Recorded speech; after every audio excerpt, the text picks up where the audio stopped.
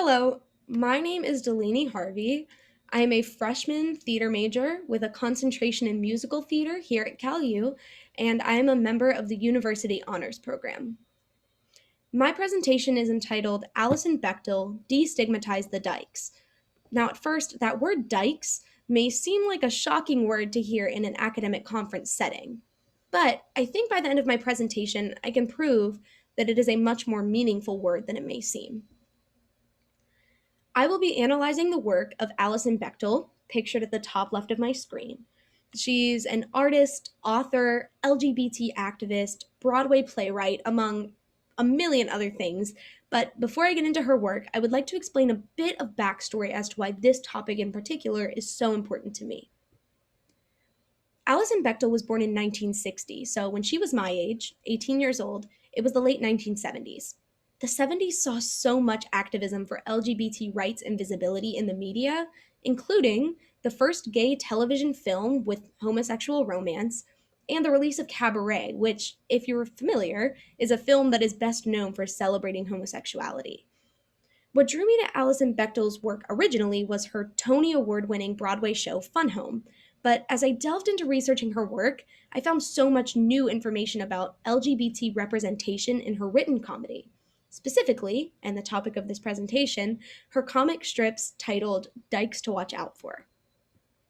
In 1983, Alison Bechdel began writing a series of comics showcasing lesbian relationships in casual settings. Often in the media, lesbian relationships, even now, are portrayed as spectacles. What I mean by that is if I were to ask you to think of a TV show, film, book, or any other written or performed media with lesbian relationships, a very typical thread that you would find between them is coming out stories or the trials that the LGBT community faces. But it is much less common to see those relationships portrayed as just that, a relationship, where the gender or sexuality of the individuals involved is not the main focus. Over the past 40 years, lesbian culture has evolved and will continue evolving in a revolutionary way. The global LGBT rights movement was well underway before the 1980s, but suffered a major setback when the AIDS epidemic erupted. This is when Alison Bechdel's work started coming out. Luckily, Dykes to Watch Out For was groundbreaking and implemented and destigmatized homosexual characters in American comedy. It first debuted in 1983, like I said, and the cartoons used fictional characters to show actual lesbian culture in contemporary events. At a time where the AIDS epidemic was casting a shadow over the validity and the visibility of the LGBT community, Bechdel used comedy to respond to hate and detestation realistically and also with humor. Now, why does this matter? Lesbian couples, as I said, have been portrayed as spectacles in the media. There's some big coming out that happens. But Bechdel's cartoons, on the flip side, include political, emotional, educational, and humorous topics. But there's no agenda for using female characters who love other women. The story isn't that they're homosexual, they're just the same as any other couple in a comic strip. I will be focusing on two of her comic strips in particular. The first titled From the Subprime to the Ridiculous, and the second, Sleep's Sister. Both of these were written in the early 2000s, which I chose more recent comics for the sake of relatability in my presentation. The first comic, titled From the Subprime to the Ridiculous, showcases one character asking the others to play the game Risk, which, if you're not familiar, is a game of global domination. So she asks the women around the table as they're paying bills, watching television ads, and reading newspapers with the headlines, Healthcare Out of Reach, or Iraq War Price Tag. In the midst of this conversation, one character shows up and offers vegan food to the rest of the group. Another excitedly announces that her stimulus package has arrived, which she used to purchase adult toys for herself. There's so much to unpack just in this comic alone, but the other has a very different tone. The second shows two women being woken up by one of their cats, and one of them begrudgingly gets out of bed to feed the pet. The couple exchanges sarcastic morning banter, but one of the women goes out of the room to find their other cat laying stiff on the floor. The last box of the comic strip shows nothing except for the couple saddeningly embracing on the floor. These two comics obviously have very different levels of seriosity and humor. On one hand, there's a satirical take on the state of our nation, and the other showcases the reality of a lesbian relationship portrayed no differently than any other.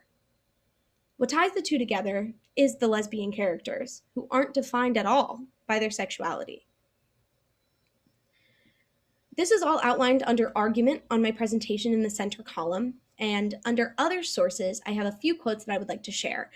The first is a quote from Alison Bechdel, and it says, "I came out in 1980, which I think was the golden classical moment of lesbian feminism, and as soon as I got there, everyone started leaving."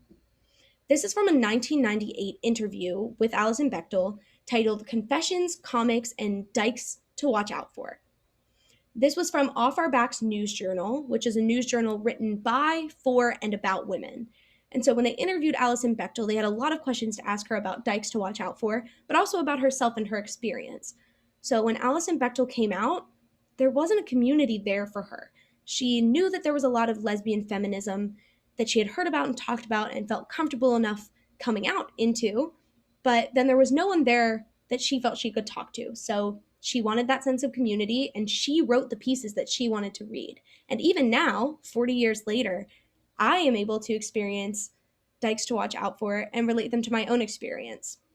She wrote the pieces that she wanted to read, and now others get to experience them too. The next quote says, "Comics opens audiences into a deep history that goes back before mass media, perhaps even before writing and drawing, to the fundamental moment of the mark, the graphic sign."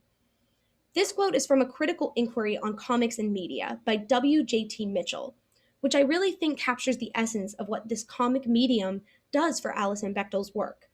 It's pictures and art to tell stories in an enjoyable, different way. It's not just reading a book and understanding her words, it's really seeing it come to life on a page. In conclusion, as lesbian culture evolves, humor involving lesbian culture and characters also evolves. Alison Bechdel was the catalyst for this. LGBT relationships shouldn't be the cause for spectacle, but rather viewed in the same way as any other cisgender or heterosexual relationship. They are just the same. Using comedy to showcase real life situations is relatable, but using LGBT characters and relationships in those works makes accessing relatable comedy to an even wider audience. And lesbian relationships can be portrayed as simply as any other, and portraying them as taboo sometimes can invalidate those relationships on a much larger scale.